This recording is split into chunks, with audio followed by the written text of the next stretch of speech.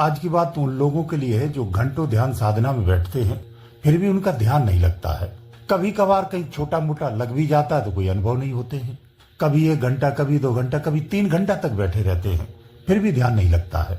अगर आपने सब तरह के प्रयास कर लिए हैं और ये प्रयास करते हुए कई बरसें भी हो गई हैं, पर आज तक सफलता नहीं मिली है, तो हमें ये समझना पड़ेगा आखिर प्रॉब्लम कहाँ है, कहाँ गलती हो रही है, कहाँ मिस्टेक हो रही है जिस वजह से ये ध्यान नहीं लग पा रहा है।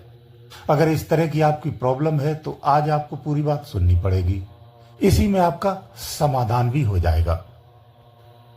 देखो, खुद समझने वाली बात है कि घंटों ध्यान में बैठते ही, सही विधि से बैठते, तय समय से बैठते, तय स्थान पर बैठते ही, बताई गई विधि के अनुसार बैठते हैं, लेकिन फिर भी ध्यान नहीं लगता है। जब हमारी मेहनत में कोई कमी नहीं, श्रद्धा में कोई कमी नहीं, प्रयास में कोई कमी नहीं है, फिर भी ध्यान नहीं लगता है, तो इसे समझना पड़ेगा। देखो, ऐसा है, ये बात तो बिल्कुल समझ में आती है कि जब सारा कुछ हम प्रयास करने के बाद भी किसी रिजल्ट पर नहीं पहुंच रहे, कोई सफलता नहीं मिल रही है, तो कहीं ना कहीं कुछ ना कुछ तो गड़बड़ है। तो इसी गड़बड़ को समझना, तो देखो ऐसा है, इसमें सबसे बड़ी प्रॉब्लम विचार होता है। ध्यान साधना में विचार सबसे बड़ी बाधा है, सबसे बड़ी रुकावट है, सबसे बड़ा रोड़ा है। जब तक अंतर में चल रहे विचार शांत नहीं होंगे, ध्यान आपका लग ही नहीं सकता है। इसके लिए चाहे आप 1 घंटा, 2 घंटा, 3 घंटा नहीं, 5 घंटे, 10 घंटे भी बैठे रहना, ध्यान नहीं लग सकता है। और छोटा मोटा लग भी गया तो कोई सफलता या कोई अनुभव मिलने वाला नहीं है। तो ये बात तो समझ में आ गई कि ध्यान की सबसे बड़ी रुकावट, ध्यान न लगने का सबसे बड़ा कारण विचार है। तो अब यहां प्रश्न ये आ जाता है कि इन विचारों को कैसे संतुलित किया जाए। सबसे पहला प्रश्न यही है और सबसे बड़ी समस्या भी यही है, तो यही से इसका समाधान निकालते हैं।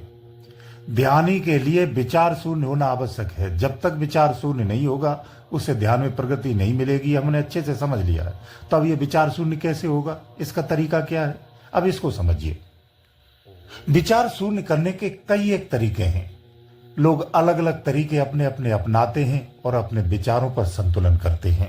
कोई मौन साधना के द्वारा करता है, कोई जाप के द्वारा करता है, कई तरीके से लोग विधियां अपनाते हैं। लेकिन मैं आपको एक चीज बताता हूं, इन सबसे श्रेष्ठ और सबसे सही जो तरीका है वो से समझ लीजिए, बाकी आप अपने छोड़ दीजिए। इधर ध्यान नहीं देना, इधर उधर का, सीधा पॉइंट पे बात करते हैं। जो मुख्य है, सही, सटीक, कारगर है, उस पर ध्यान दो, यानी सांसों का ध्यान। जो साधक अपने श्वासों के द्वारा अभ्यास करता और इस अभ्यास को पका लेता है, उसे फिर ध्यान करना नहीं लग पड़ता है, उसको ध्यान करना नहीं पड़ता है, उसका ध्यान अपने आप लगता है। इसलिए हमें इस योग्य होना चाहिए कि ध्यान हमें करना ना पड़े, बल्कि हमारा ध्यान जब चाहे तब लग जाए। हैं? तो ये प्रक्रिया सबसे अच्छी है। सबसे अच्छा तरीका है श्वासों का अभ्यास। श्वासों का अभ्यास करना कैसे, अब इसे समझ लीजिए। क्योंकि आप श्वासों का अभ्यास करते होंगे और बहुत सारी विधियों से भी श्वासों का अभ्यास किया जाता है। इसके भी कई तरीके हैं।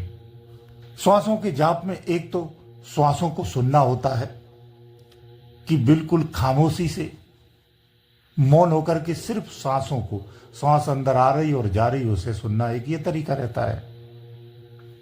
लेकिन ये तरीका कारगर नहीं है, क्योंकि इस तरीके को किसी के द्वारा एक व्यापक ढंग से साधकों को बताया गया है। बताने से पूर्व भी, पूर्व काल से भी इसका प्रयोग भरपूर किया गया है, लेकिन यह सफल नहीं रहा है। उसकी मार्केट की रिपोर्ट यही कहती है कि यह तरीका सफल नहीं रहा है, क्योंकि यहां भी विचार चलता रहता है। जब विचार चलता रहेगा तो मौन होकर के श्वासों को भी आप लगातार नहीं सुन सकते हैं। तो ये भी तरीका यहां काम नहीं आता है, ये सटीक नहीं है। तो देखो ऐसा है, अब जो मैं तरीका बता रहा हूं, ये सबसे सटीक और कारगर और बिल्कुल परफेक्ट तरीका है, जिससे आपके विचार थोड़ी ही देर में, आपके सभी विचार संतुलित हो जाते हैं, बल्कि आपके अनुसार हो जाते हैं। यह तरीका हमेशा सफल और परिणामी रहा है। का है अनुलोम विलोम का। यह श्वासों को सुनना नहीं है, क्योंकि श्वासों के सुनने से एकाग्रता नहीं आ पाती है। किसी किसी को आती है, लेकिन अधिकतर लोगों को एकाग्रता नहीं आ पाती है। तो इसका सबसे अच्छा तरीका अनुलोम विलोम है। जब आप ध्यान में बैठते हो उससे पहले, बल्कि 1 घंटा पहले, जिनकी स्थिति ज्यादा खराब है, बिल्कुल ध्यान नहीं लगता है, वो 1 घंटा पहले से, बल्कि 1 घंटा से और ज्यादा भी समय ले सकते हैं। उन्हें ठहराव के साथ अनुलोम विलोम करना चाहिए। उन्हें 2-2 मिनट का स्टेप लेना चाहिए। स्टेप बाय स्टेप उन्हें अनुलोम विलोम करना चाहिए, कभी तेजी से और कभी फिर ठहराव से। एक स्टेप तेजी से, फिर एक स्टेप ठहराव से। ये तरीका उन्हें अपनाना है। अगर ये तरीका आप सही से अपना लेते हैं तो आप देखेंगे कि 5 से 10 मिनट के अंदर में ही आपकी अंतर की अनुकूलता बिल्कुल ध्यान के योग्य हो जाती है। आप देखेंगे कि अंतर में एक ठहराव, एक शांति आपके आ चुकी है। आपका चित्त बिल्कुल ठहर चुका है। इस अभ्यास को इतने ठहराव से और इस विधि से, धैर्य से करना चाहिए कि पूरा शरीर आपका हल्का महसूस होने लगे। आपके ऊपरी मस्तिष्क में हल्का हल्का सुन्नपन आने लगे, एक गहरी शांति आने लगे। बस यही पल तो चाहिए, यही स्थिति तो चाहिए। आप समझ लेना, आपकी स्थिति अब ध्यान में जाने की उत्पन्न हो चुकी है। जैसे ये स्थिति उत्पन्न हो, आपको अपना ध्यान धीरे से एकाग्र कर लेना है और टिका देना है। अगर आप आज्ञा चक्र पर ध्यान लगाते हैं या अन्य कहीं भी लगाते हैं, वहां टिका देना है जाके। इससे पहले आपको इस बात का ध्यान रखना है क्या कि आपका आसन ऐसा होना चाहिए जहां शरीर थके नहीं, हिले नहीं। पैरों की अगल बगल में तकिया मोटी लगानी चाहिए, ऊंची लगानी चाहिए, ताकि घुटनों पे वजन कम रहे और देर तक आप बैठ सके, घुटनों में दर्द ना हो। रीढ़ को सीधा रखना है। शरीर हिलता है तो दीवार का सहारा ले ले। अब आप पूरी तरह ध्यान के लिए तैयार हैं। यह अभ्यास आपको रोज करना है। हो सकता है प्रारंभ में कई दिन या हफ्ता 2 हफ्ता लग जाए, लेकिन आपको बहुत जल्द ध्यान उतरने लगेगा। आपका ध्यान शून्यवत होने लगेगा। अगर ध्यान आपका शून्यवत होने लगा, यानी विचार शून्य में जाने लगा, तो आपको अनुभव होना भी सुनिश्चित हो जाता है। तो आपको अनुभव भी आने लगेंगे। ध्यान का ये तरीका सबसे सरल भी है, आसान भी है और सबसे कारगर भी है। ध्यान जब लगाने के लिए आप जिस स्थान पर बैठते हैं तो कुछ चीजें और हैं, उन्हें भी आपको ध्यान रखना चाहिए। वहां शोर नहीं होना चाहिए। अगर ऊपर सिर पे पंखा चल रहा तो भी आपका ध्यान नहीं लग पाएगा। शोर नहीं होना चाहिए। गर्मी है, पंखा चलाना जरूरी है, तो फिर उसका तरीका ये है, कानों को आप इस तरह से बंद करो कि बाहर की आवाज अंदर में सुनाई नहीं देनी चाहिए। ये तरीका तो अपना सकते हैं।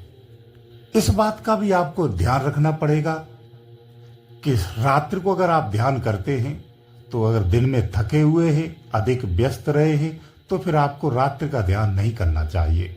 रात भर आराम से सो जाओ। सुबह के टाइम उठो, यानी 3 बजे 4 बजे, जब उचित लगे, जब आपकी नींद पूरी हो जाए उस समय उठना चाहिए, फिर ध्यान में बैठना चाहिए। उससे होता ये कि आलस नहीं आता है, नींद नहीं आती है, तो फिर आपके ध्यान पर ही पूरा फोकस रहता है। अब दिन भर से थके हुए कामकाज से आए, अब रात में खाना खाया और आप ध्यान पे बैठ गए, तो न तो आपकी नींद पूरी होगी न ध्यान होना है। ध्यान नहीं हो सकता है, आपको नींद ही लगेगी और नींद पूरी नहीं हो पाएगी। तो ये तरीका ना अपनाएं। सबसे अच्छा तरीका रात के 12 बजे के बाद का होता है। उस समय आपको ध्यान करना चाहिए। और हर ध्यानी को ये नियम रखो। अब किसी की दिनचर्या है तो नहीं कह सकते हैं। हर ध्यानी को संध्या को जल्दी सोना चाहिए, उसे 10 बजे तक सो जाना चाहिए। जिनका जगराता 11 बजे 12 बजे तक रहता है तब जाकर के सोते हैं, तो ऐसे साधकों को फिर सुबह 4 बजे ही ध्यान करना चाहिए। 12 बजे से पहले अगर आप ध्यान करते हैं तो हमेशा भोजन, संध्या का जो भोजन है दिन के 4 बजे लें, रात्र के 8 बजे 9 बजे भोजन नहीं करना चाहिए। ये अपना एक नियम बना लो, एक अपना निश्चित स्थान बना लो। उस स्थान पर कोशिश करो अन्य लोग ना बैठे, केवल आपके लिए ही वो परमानेंट होना चाहिए। अगर आप जमीन पर बैठते हैं, कुछ बिछा करके बैठते हैं, तो उस जमीन पर जो भी बिछा करके दरी या चद्दर, जो भी चटाई बिछाते हैं, उसे जब ध्यान साधना से उठे तो उसे समेट करके एक जगह सुरक्षित रख देना चाहिए, ताकि दूसरे के हाथ न लगे और शाम को फिर उसी जगह पर बैठना चाहिए। ध्यान में मूलबंध जरूर लगाएं, इसका हमेशा ध्यान रखें। इससे ब्रह्मचर्य का भी पालन होता है और ध्यान साधना में एकाग्रता भी बढ़ती है। जिन लोगों को डरावने सपने आते ही या ध्यान के समय अधिक भय लगता है या स्वप्न डरावने आते हैं या अनुभव डरावने आते हैं, दोनों स्थितियों में वो अपने बाएं पैर में एक सफेद धागा अंगूठे में बांध सकते हैं। अधिक टाइट नहीं, ढीला रखें। ऐसा नहीं कि उसमें दाग पड़ जाए या नस रुक जाए। हल्का सा उसमें 3 राउंड लगा करके एक धागा बांधें, जो सूती सफेद आता है उसे।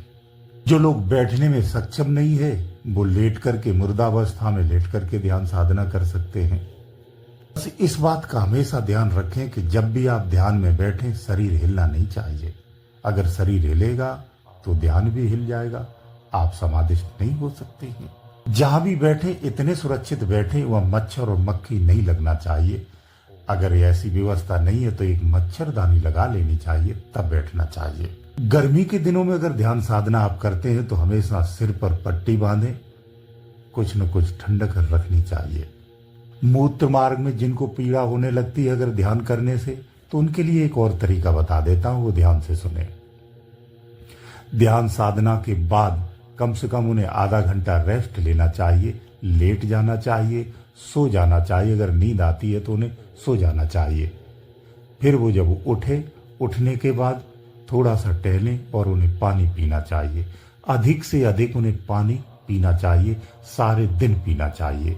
रात्रि को संतुलित रखना पड़ता है, क्योंकि आप ध्यान में बैठे और पेशाब लगेगी तो बात बनेगी नहीं। इसलिए दिन में मैक्सिमम जितना पी सकते उतना पिए, उनके लिए बहुत हितकर रहने वाला है। ये बात पुरुषों के लिए और स्त्रियों के लिए, दोनों के लिए कही जा रही है, किसी एक के लिए नहीं कही जा रही है। जो अधिक बुजुर्ग हैं ये उनके लिए लागू नहीं होती है, क्योंकि उनकी इसके लिए शारीरिक क्षमता नहीं होती है। उनसे जितना बन सकता है वो अपनी सुविधाओं के अनुसार ध्यान साधना करें, वो कठोरता से बिल्कुल ना करें। बस इतना कह सकता हूं, आपको समझना चाहिए कोई भी साधक हो, वो किसी भी धर्म से, समुदाय से, जात से, पात से, किसी भी व्यवस्था का क्यों ना हो, कोई भी साधक अपना एक चक्र जगा ले, केवल एक, और बाकी का फिर वो छोड़ दे, सारे चक्रों को जगा दिया जाएगा। इतना मैं कह सकता हूं। अगर वो आज्ञा चक्र जगा लेता है तो इससे अच्छा कुछ नहीं है। जब तक जागृत नहीं करेगा तब तक कठिनाई है। केवल एक चक्र जगा दे और बाकी का वो चिंता मुक्त हो जाए, बाकी चीजें उसकी उठाई जा सकती हैं।